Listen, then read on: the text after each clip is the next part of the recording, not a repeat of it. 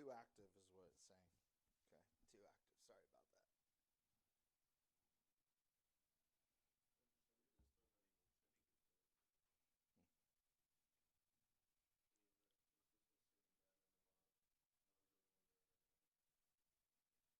Okay.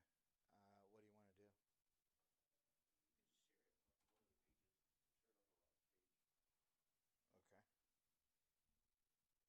Well, how will we see what the questions are?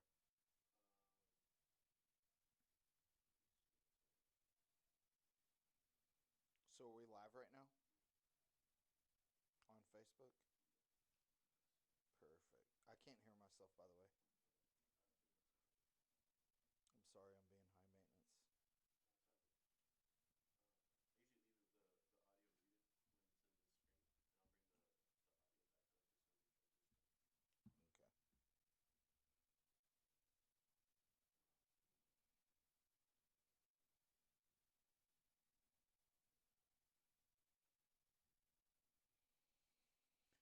Okay, I'm never gonna buy these watches again, or not this watch, but these off-brand.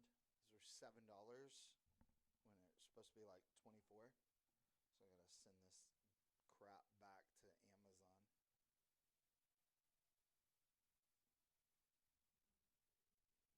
I figured silicone watch band. What could go wrong? Exactly. What could go wrong? All right, so let me see. Am I live? No, I'm not live. Where do I need to go? Robert's page or Texas? Okay.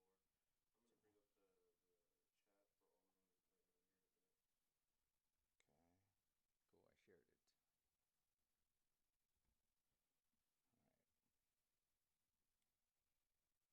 All right. Live. I see it.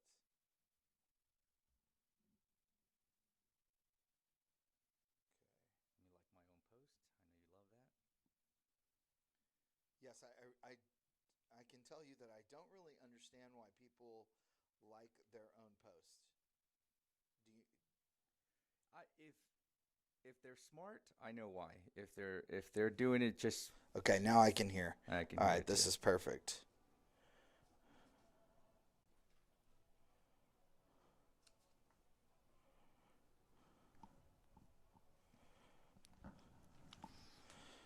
The realtor to the stars. We can put it that way. Athletes. Evan represents a bunch of highly touted Houston athletes, so that's That really are cool. on. One of them is me. Look at this finely tuned physique. Hey, you gotta do something during the quarantine. I have laid in bed and Well, you got an excuse. yeah, You have an my excuse. surgery on my elbow. Like finally, I got my. Last time I was here, I had that cast on. Yeah. It made it so awkward, but now I have feeling in almost my entire hand, so that's good. All right. Just yeah. Hey, look at that! I can see myself live, but it says up here it's not live. It's weird. Do you see it? Strange. Okay. All right. So I'm good to go whenever you are, brother.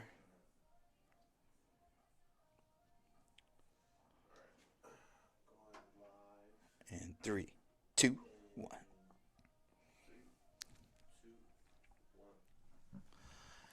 Hey, everybody. Welcome to Nailed It. I'm your special guest host. Actually, I'm not your special guest host. I'm your regular host, Curtis Warden. But I'm here with my special guest, Evan Compion. And we are brought to you by Jason Bible, the Mr. Texas Real Estate, and Robert Orfino.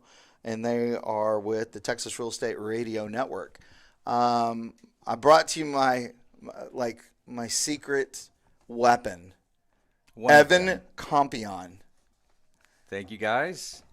So tell everybody a little bit about you. I'm my main source of income is real estate commission. So I'm a listing agent, buyer's agent, have a small team, but I also do investments, and that's kind of where Curtis and I click. I've flipped homes. I've kind of tagged along some of Curtis's projects. I've helped Curtis. You funded a lot of my projects. Yeah, I've done some private lending on some projects, and that's always fun because it kind of puts you a little more intimately into the project, and you get to see kind of what's going on behind the scenes. So yeah, there's a lot of interesting stuff going on behind the scenes besides just the retail side, which is where 98% of the real estate agents focus on. Just buying and we have some good fun stories to share today because Evan represents all of my stuff in the Heights. Yeah. And Yvonne was here a couple of weeks ago or a couple shows ago, and she deals with my stuff that's kind of in the owner finance, lower end realm. And you have solely been focusing and targeting on branding our subdivision that we both live in. Yeah. I built Evan's house. In Brooksmith. Yeah. Evan is going over this hour. I wanted to bring him in. I've actually had Evan scheduled right after Bradley, Patton, Allen Smith. He was supposed to come in, but his wife wouldn't let him come in because of the coronavirus. It was it was fast and furious at the time, and had to stay away from the big bad virus. And he's a new father. New father, yes, 10-month-old. Little baby Autumn Rose and my wife Bilal at home, and Layla and Jonah at home as well, kind of all in quarantine right now. Well, I mean, no school, school from home, but it's been an interesting time these past couple months. I love some of the stories, some of the creative things that you've done. Like one was to get Jonah into the school that you wanted him to get into. Yeah. So what? we may not want to dig too deep into that, but let's just say we made it happen, and he got into the school that. Well, there's certain blocks of Brooksmith. Yes, you definitely that are zoned to a completely different school. Yes, you want to. Which is why that we tell people, real estate in Brooksmith is literally block by block. It really is. Yeah, there's a difference. There's a 200 block of Brooksmith that is zoned to Travis Elementary. So if you purchase and live in a property in the 200 block of Brooksmith, you can go to that highly coveted school, which is really, really nice. A lot of people don't know that. So if you're building or you're looking to do something, that's one of those things that's very important to do, is research those details to make sure that you're in the spot that you want to be, because it carries a lot of value for resale purposes. I think you sold a couple homes on the 200 block as well. Right, and it was that house was turned facing Cottage. Yeah,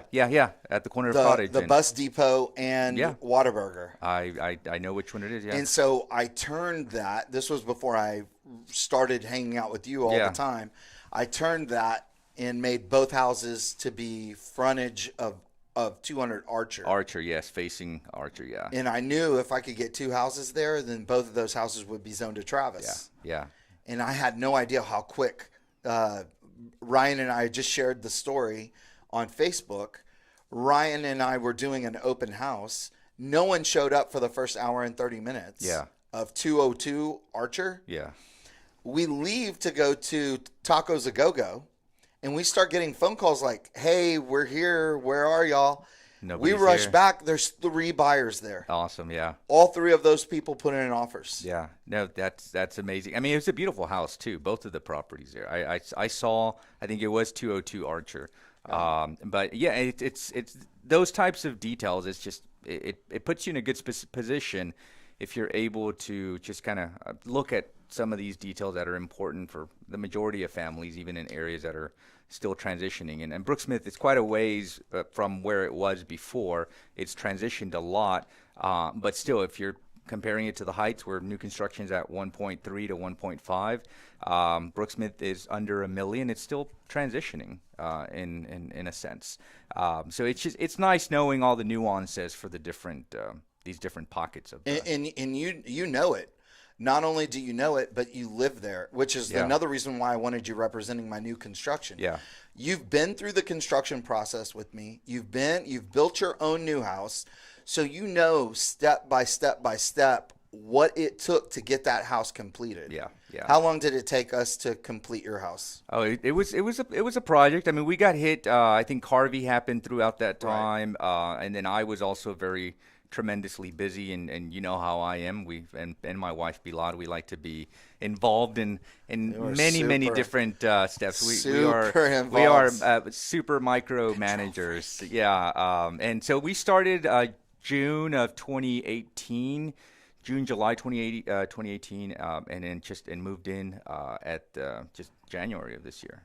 So it took almost a year and a half to get everything done and completed, but it was a very good learning experience because we probably have I would say one of the biggest, not the biggest home in the neighborhood, but Oh, you do. You have close to $1 million house yeah, in, we in the do. So neighborhood. Brooksmith kind of taps out at about probably 850, and we went above that. But I have faith in the neighborhood. I live there. Curtis lives there. You know the trends, and you never want to have the nicest home in the neighborhood, But you do. but when you know that the neighborhood is heading in that direction, it's a lot safer than, for instance, buying a $500,000 house in a suburban neighborhood in Katy, where everything is no more than 490,000.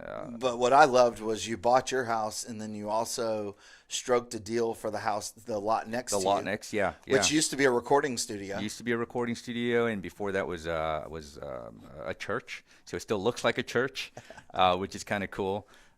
So yeah, been trying to find ways to get just kind of make some moves in real estate besides just the retail side of things of listing and buying. Right. But that's where I started. I started more on the buying side. I got licensed in 2012, and right at the tail end of the recession.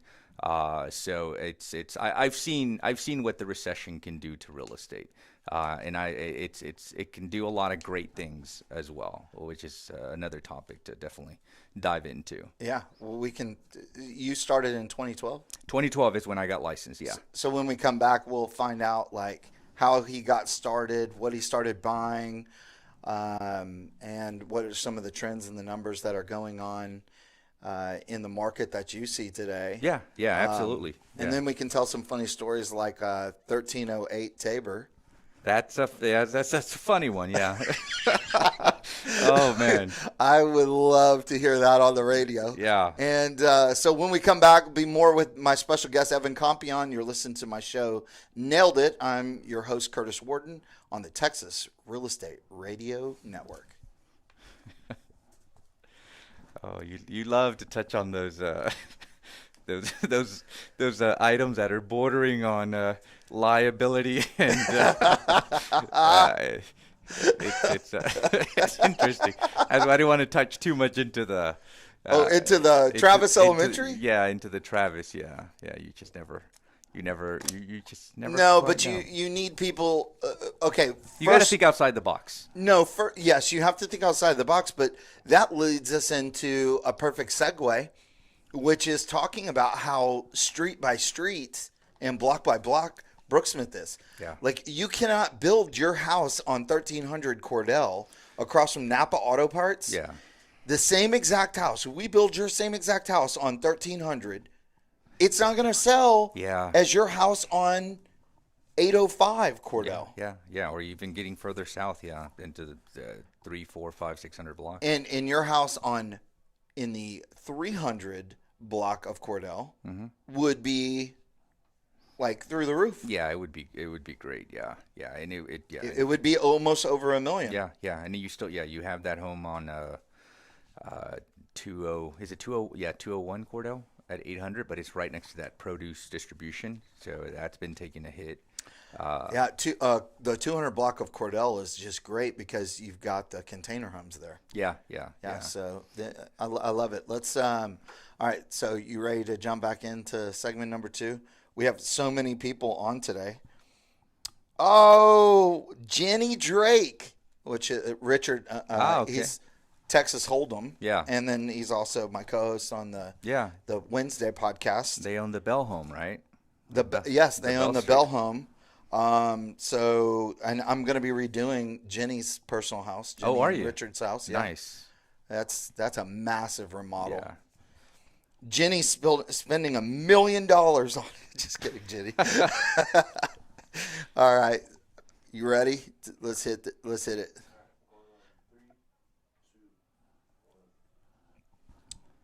Welcome back.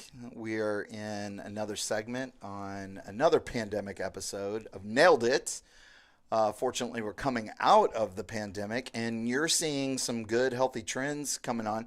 Evan Compion, if you're joining us, Evan Compion, he's my personal realtor, represents all my high-end properties.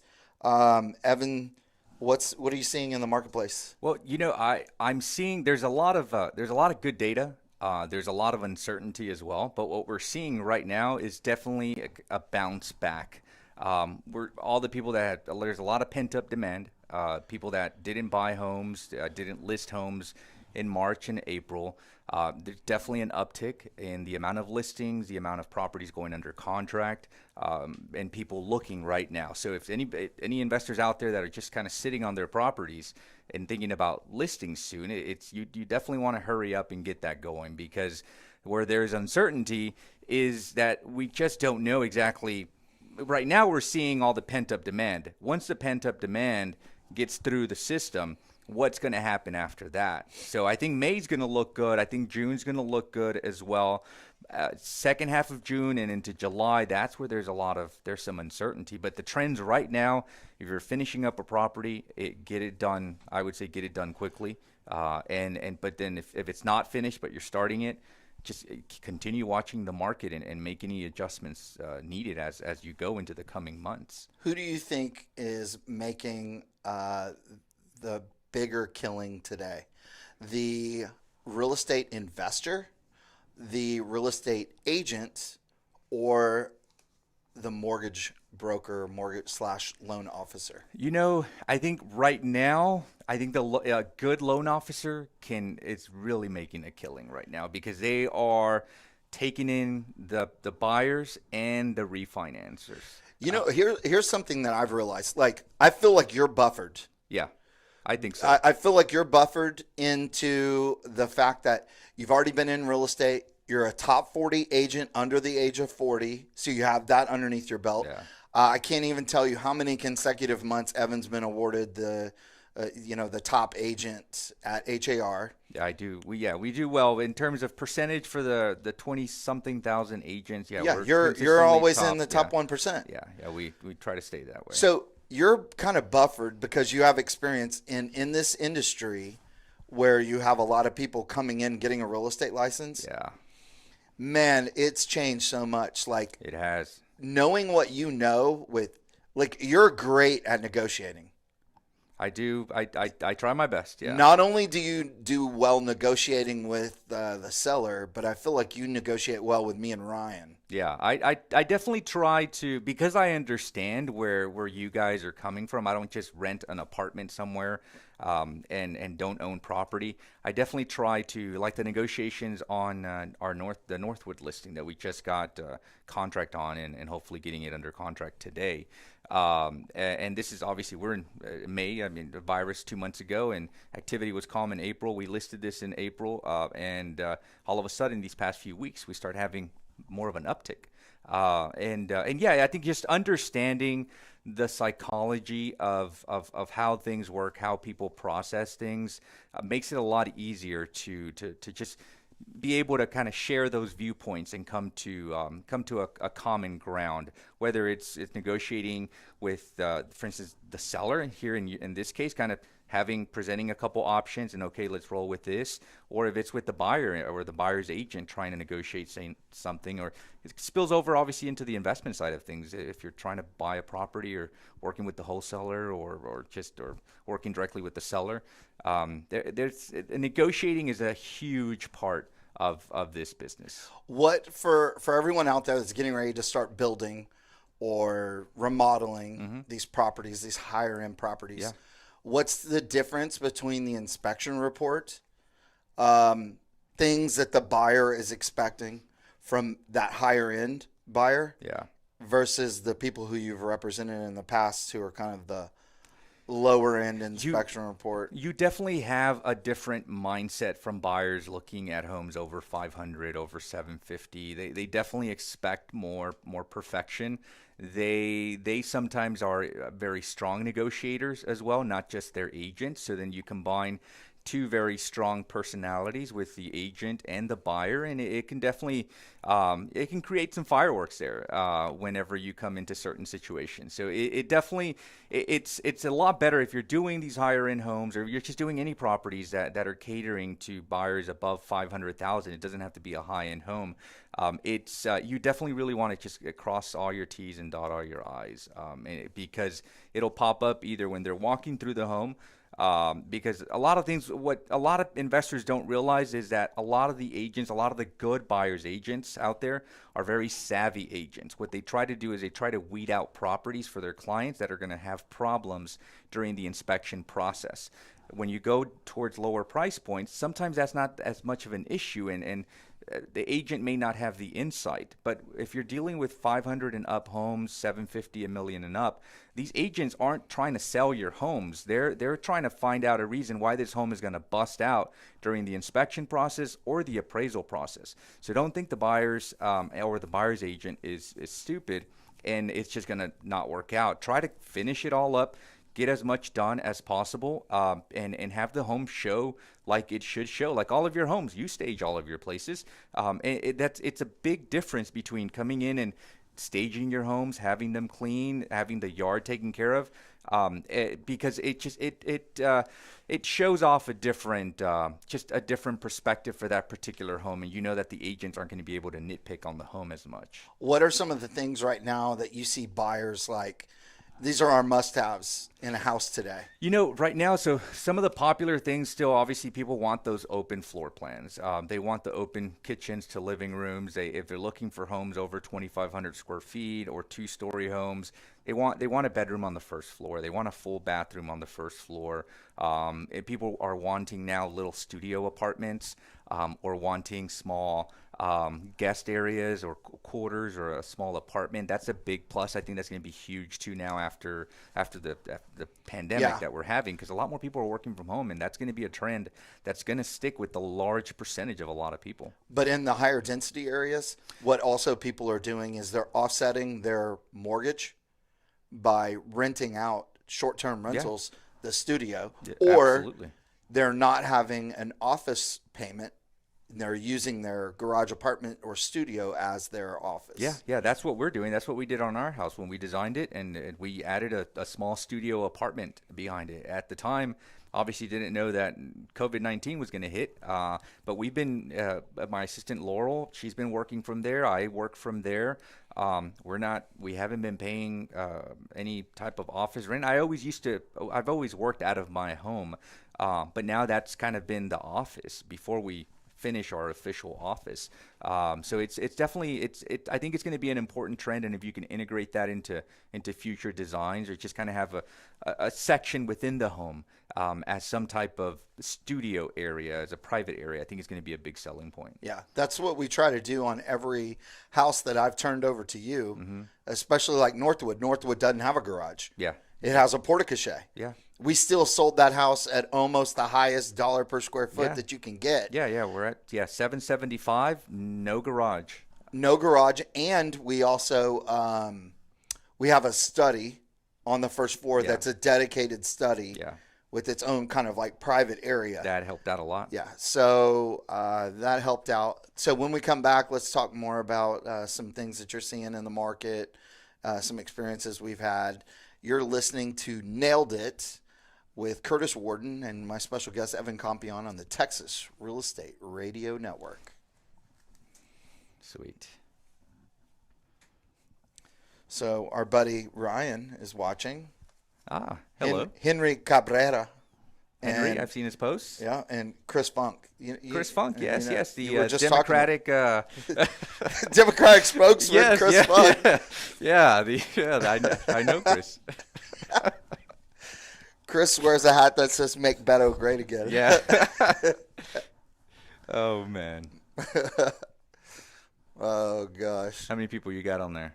I don't know. It says 8 people right now. It's a big difference between when I have an attractive woman here. I get like 40. Yeah. And then I've got you and me. I don't think we're carrying it with the. No. Oh no, there's one other person just joined. So there we go. Thank you all 9 people. Once again, shout out. And one of my best followers is Tony Robbins, he's always on. He's on there. Yeah. Yeah, and You're getting a big following now. Yeah. yes, Yeah. Grant Cardone, it's like he just keeps pushing the like and love button. They are. I see the hearts popping up there on the screen. It's great. Thanks, Grant, for all your. Yeah, I remember when he and I were talking about him writing the 10X book. I was the one that came up with I think I saw you at the footnote there at the. Big thanks to the ginger on the 10X. Exactly. Yeah. Absolutely. All right, we ready for round number 3? All right. Welcome back to another segment on the Texas Real Estate Radio Network on my show, Nailed It, a show all about high-end design, remodel, new construction. And I'm joined here by my special guest and my personal realtor, Evan Compion. And Evan, let's talk about some fun times in the process. You were talking about selling to the higher-end buyers and what are some things that come up when you're negotiating with, you said sometimes the buyer is the actual negotiator. Yeah, not the agent. Yeah. So let's talk about that. We encountered something for the first time ever. Yes, on one of the properties. The address will not go named. Okay, we're not going to name it. On Tabor Street. Yeah. And yeah, very interesting situation. Buyer. When you're negotiating real estate, sometimes you encounter a lot of resistance when you're negotiating certain terms of the contract, and you don't know if it's the agent or if it's the buyer. But in that situation, we had a good opportunity to where you, Curtis, were there as well to be able to negotiate and kind of problem solve as we went through the process there. And things got a little heated. Well, before we went into that, what I thought was odd was going into closing, the agent just leaves the country. Yes, that's the issue that you definitely have. And as an investor, as a seller, if you're selling property, you really want to try to assess what's going on, because what happened here was that the agent was just not very, very present, and she was left this to her buyer. Sure, he maybe have purchased several properties before, 3 or 4 or 5 homes, maybe over the course of 30 years. And everyone's an expert after they've purchased 3 homes, 4 years over the course of their lifetime. And the problem is that they're not, and they take on a certain approach that can become very, very troublesome and problematic when we're trying to negotiate things in good faith. And it can definitely result into and Curtis is very opinionated. Obviously, you have the show, you got your strong opinions, and this buyer had some strong opinions as well. And it was, to me, the part where he crossed the line was when the way he was talking to you when you went over, and then he talked down to you as if you were beneath him. Yes, I was a peasant to him. Yes, and I was, and I'm like, this guy's getting ready to be a neighbor of mine. Yeah, that's what made it even more difficult. So I remember Ryan was there and Brian, and they were both standing off at the side. Yeah. And I start getting heated. Yeah. And Brian goes, I think you need to go over there and talk to him. And then Ryan goes, nah, Curtis does this kind of stuff all the time. Watch. It'll go crazy, and then he'll reel it back in.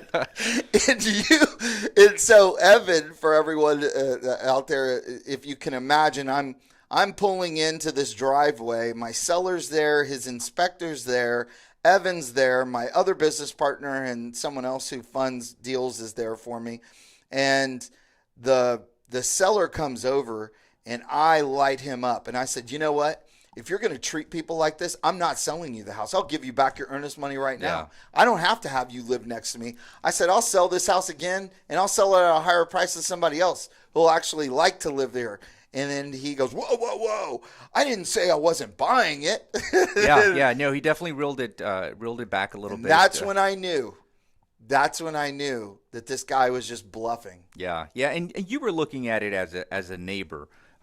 because you were going to have somebody on your same block. I mean, right there, and it definitely it takes a different. You have a different perspective of things from that, and I try to diffuse situations. You were Yeah. constantly going, Curtis. Yeah. Can I handle this? And I thought you handled it perfectly, but your skill is definitely negotiating with me before you negotiate with the buyer's agent or the buyer. I always, what I find, and not just you as a person, what I try to do just as a whole is we want to figure out what's going to be realistic. Like when we were negotiating the Northwood contract, I mean, we could have just accepted that, and it would have worked. It was a number that was mentioned before, but no, let's squeeze a little bit more out of it, and we did. And it worked from that end. So you want to have a conversation and figure out, okay, what's going to be realistic? Where's the line? And do we need to get to that line right now, or can we do something else so that we don't cross that line and go into an area that's going to put us into a negative number or just a position we didn't want to be in? So when it comes to listing these properties, right? You've worked with professional athletes. I know you represented one in Conroe, like a $4 million property or something like that for an athlete, a football player. And then you also started doing something that we figured out in like our last two listings, Archer.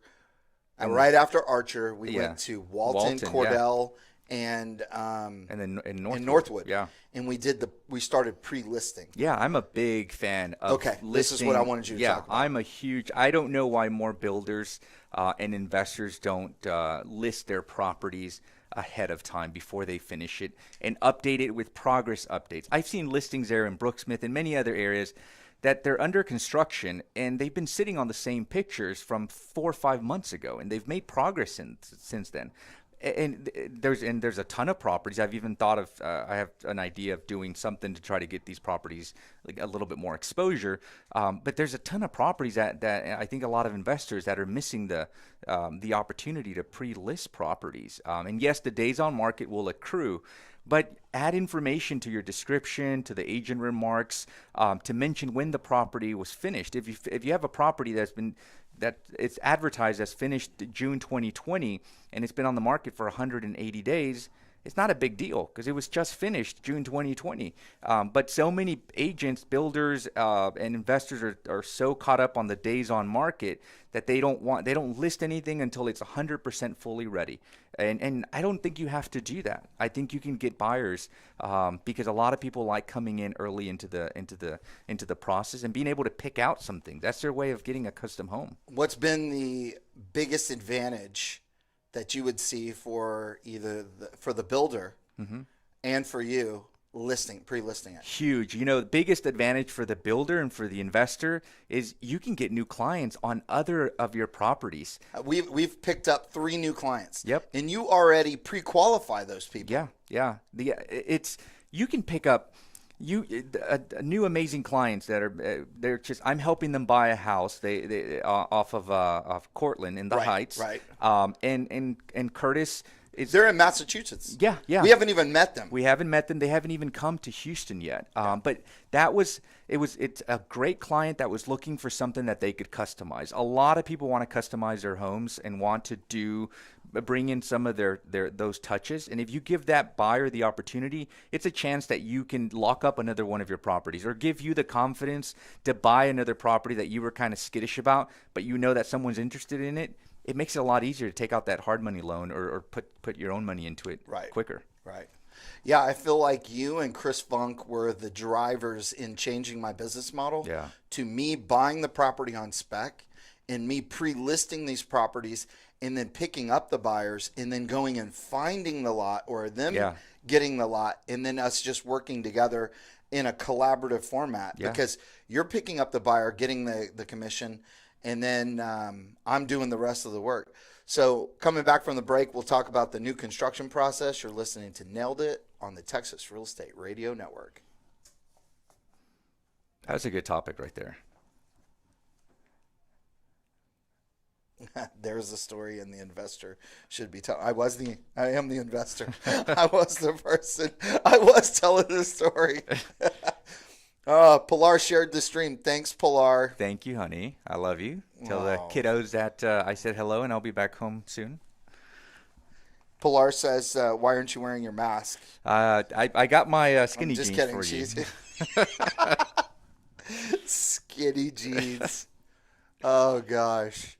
I can tell you how many times you and I have discussed the skinny The jeans. skinny jeans and my satchel.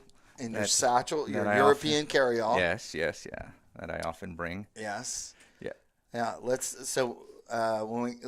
we get back from the break, let's discuss the construction process. How much time do we have on this last break? Is this the last one? Last segment Okay. here. How much time we have? 5 minutes? 8 minutes? 8 minutes and like 24. Perfect. Okay, we've got Okay. enough time. All right, I'm ready whenever you are.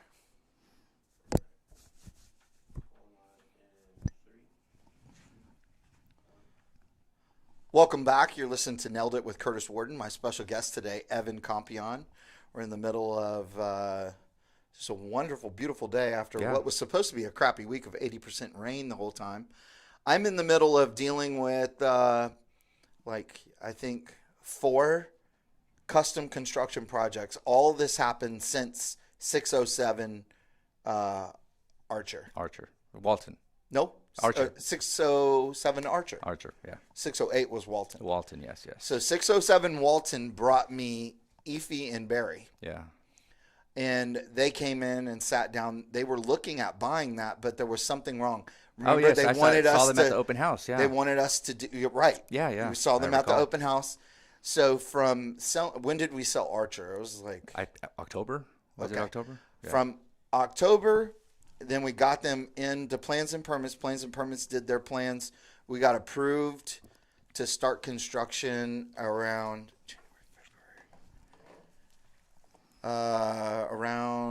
February. Started construction. Now we're already into Yeah. sheetrock. So I picked up a lot of different processes. Yeah. And I think this process can be bettered even. Yeah. I think this is something that's definitely going to continue, and a lot more business and a lot of more customization and your own the design input being fed into the process, which is what's probably the thing you love the most. Yes. And it's good that you're able to convey that over to the people. Yeah. And just in quick 10 seconds, I'll mention this to other agents listening. If you have buyers that are looking to build a home, give Curtis a call or give me a call, let you know kind of how he works with things. But you can help them buy the property. You're still helping them with the project, and then Curtis kind of then transfers it over into the building side of things, and then they can do their own big, nice, beautiful project, which I think there's going to be a lot more of. And for the agent, you should want to do that because I teach during the whole process. And not only am I teaching to Curtis is an open book when you're Right. If you're a good person and you're not a jerk, Curtis is an open book and a wealth of information on a lot of different sides of real estate, which is where I think a lot of agents need to head in that direction because they're not.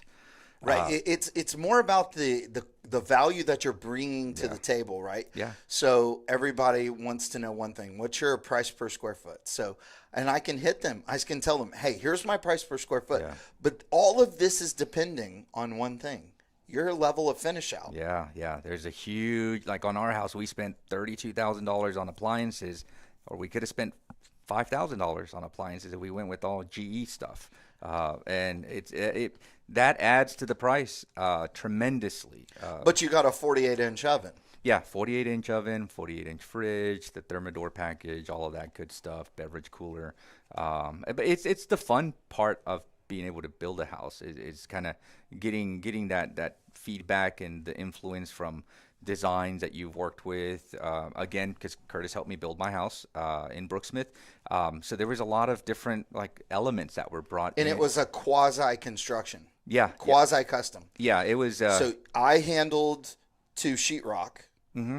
And then we used my crew for the remainder of the time, but y'all only at that point you transitioned me over as more of consulting. Consulting on Help the us design. get this pushed through. We're having a problem with this with the window lady. Can you help us get this one piece 'cause that's missing? Issues pop up, and my wife has a great eye for design, and so she picked out a lot of the stuff. Between her and I, we picked out a lot of different things, and kind of really made it our own home when it came to the finishes of it. But it was an interesting project. It took longer, but we were okay with that.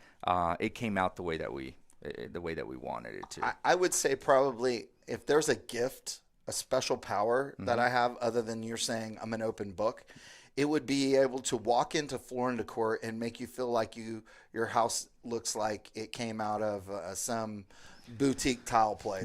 Yeah. And Floor and Decor is not expensive. So Curtis can do things in a way that looks like $1 million and may not have cost $1 million. Because Curtis has the resources of where you could buy refurbished or restored brick at great prices. Right. Same thing with shiplap. Same thing with a lot of fixtures. If you wanted to go that route, sure, we bought a couple things from Restoration Hardware, but we also bought other stuff from other places And Amazon. Yeah, and Curtis gave me a lot of tips from that end too. So there's ways that you can save a lot of money. Same thing for builders and investors out there. There's ways that it's more about sometimes having the look.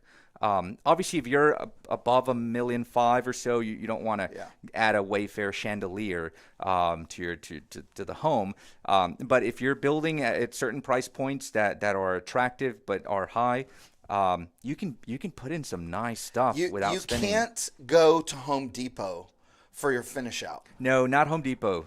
Don't go to Home Depot, Lowe's for the finishes. Anything under 300,000, 350, it's fine to shop at Home Depot and Lowe's. Yeah.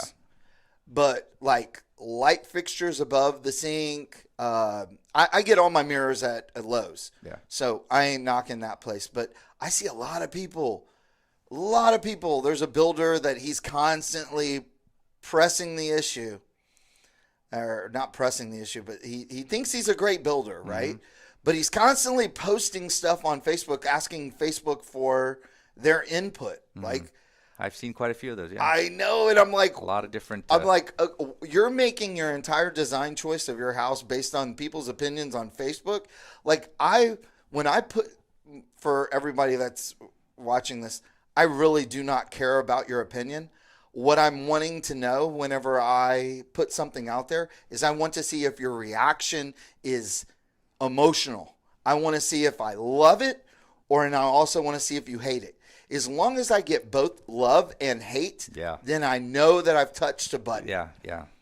All it takes is one buyer. But hate is also a very passionate emotion. It's a form of passion, yeah. I want people to walk into my house and I want them to have one feeling. Yeah. Love or hate. That's it. Exactly, yeah. I don't want someone to walk out of my house after being there and taking their time to come to my property. And I don't know why any other builder would want that either. But why would you want to walk into a place and say, it was all right? Yeah. No. I feel like I failed. No, definitely. You got to add those touches, and you don't want to go in and put Home Depot fans and stuff. I mean, there's some good selections there, but you want to look outside, look at different vendors, and make your selections on there. And again, go for the pre-list. Right. List early. I think that's huge. Because you might be able to pick up your buyer and then have them finish out the painting and all that other stuff. Yeah, which is simple and buyers love. Right. So after we come back from the break, or not from the break, but after we finish the show, Evan and I are going to stay on for about 5 more minutes and on this Facebook Live, and I'll answer some of your other questions. So if you have more questions, please let us know. Like, loves, and shares. It's my good friend, my business partner, my lending partner. Got more money than I know what to do with. And we'll catch you guys on the after show on the rest of the Facebook page. You've listened to Nailed It with Curtis Warden on the Texas Real Estate Radio Network. And that went quick. I told you. It went super fast. Okay, so we have a couple of questions. Or no, we don't. We actually have one. Miriam says, Curtis, do you create the blueprints for your clients or do they need to bring them? Miriam, that's a great question. So, Evan, how do we do it? Yeah, so you can. Best thing to do is to start with one of your designs. Which is what you did with your house. We start started with 1211 Archer. Yeah, yeah, and we had a kind of a rough layout of what we wanted, and then we just made Tweaks. we made some massive Major changes upstairs. changes, yeah. And it carried some of the similar design cues from the outside, from the front of the house, but then just constantly made some more changes. So, Well, even when we were in the 3D part where you could touch and feel and see the sticks were in the air, even when, basically here's the problem. When you're looking at the blueprint, you're looking down at kind of like from just the a 2D, ceiling down, right? There's a whole different feeling once you're in the property and you're walking tremendously through. different, yeah. And so we made several changes like, let's change these windows because people are going to be able to see in. Yeah. So we went with a lot Make more the closet transoms. bigger, moved out the framing, and Yep. but best way is start with one of the designs that you have, and then tweak it from there. So we have about 24 designs in the Curtis collection at Plans and Permits. So if you have a small, like 5,000 square foot lot, which would be a 50-foot frontage, to 65-foot frontage, I have tons of those on hand, ready to go, that would work perfectly for you. You can mirror the plan, which means you flip the design. But then from the moment that we go to one of my stocked plans that they kind of have a good feeling for, we take them and then we do the customization on it at Plans and Permits. That takes about 3 weeks. Yeah. It's about 3 to 4 revisions. And you definitely want to have a good concise image of what you want your home to be, so that you knock out all of these revisions at the same time or minimize those trips after. It's nice to start with the plan. How long should you budget at the city to get your house pushed through? Because part of the 16 months to build was waiting. Yeah, well, we made initially, I think it took almost 3 months at the beginning at that time. This was in 2018. And then we made another revision, a big revision in the middle of it. So then we had to wait for that that slowed things down during the process. So you definitely want to add a little bit more time, but Curtis moves a lot quicker than I do because I kind of jumped in, to finish it out. Things slow down, tremendously. Tremendously, because by that point it's not a well-oiled machine anymore. So you can, I think. That, and you were self-funding your whole deal. Yeah, that too. Yeah, I didn't want to get in over my head. Yeah, you self-funded your project, and you did a bunch of stuff like that. Okay, well, this was a good show. That was our last question. Hope that helps. On the next show, we've got Rhonda Controlla with Home Staging for Houston. Sweet. HSH. My peeps that make my houses look all beautiful and stuff. That'll be good. All right, so thank you, Facebook. We'll catch you in like 5-10 minutes.